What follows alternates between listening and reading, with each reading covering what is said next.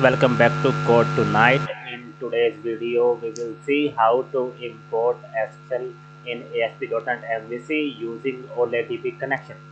So we already have one video where we have showed you how to import Excel in your ASP.NET application, but that is using the Excel data reader nugget package for importing. But there are some performance issue when we use Excel data reader. So we will be watching how to do that using the OLE DB connection. So just for your information, I have added a file upload control here from where we will select the Excel file, and I have added a save button here. And in the controller part, I have added one action here called import Excel file, and I have added HTTP posted file base file parameter here because we have to get the file which will be selected by the user. So here I have a data table for storing the data read from the Excel file, and we are creating a OLEDB command variable here, and then we are saving the file which we get from here. So I am saving that here on the server, and this is the file path where it is getting saved. So here I am getting the extension of the saved file. Now we have to create connection for OLEDB, and here you have to actually provide the path of the file because it will read from the file path whichever you will provide. So this code I will provide you the link from where you can copy the code, and I will just explain what is written here. So after you pass the connection, we will pass the connection to OLE DB here. So after this, the connection will be opened, and it will get all the tables from the Excel file.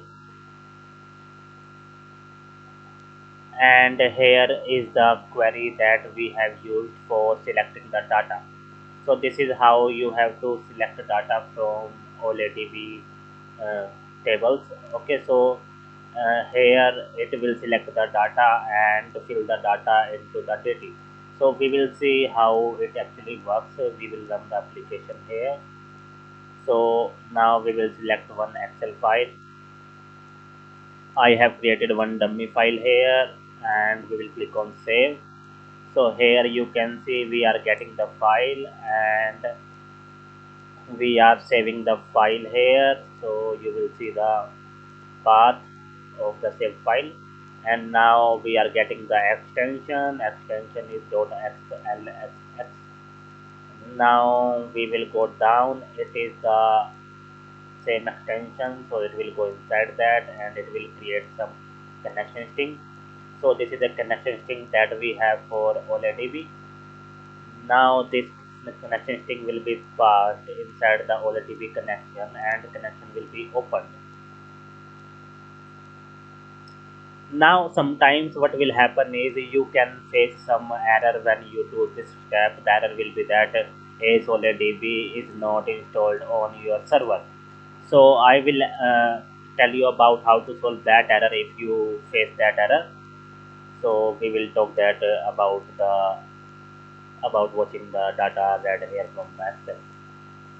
So now it is reading the schema, and here it will give the sheet names from the imported Excel file. So the first sheet name it will take as sheet 1, and this will be used in the query here for reading the data. So now the query will be select star from sheet 1. This is how OLEDB works. So now here it will fill the data table with the read data from the Excel file.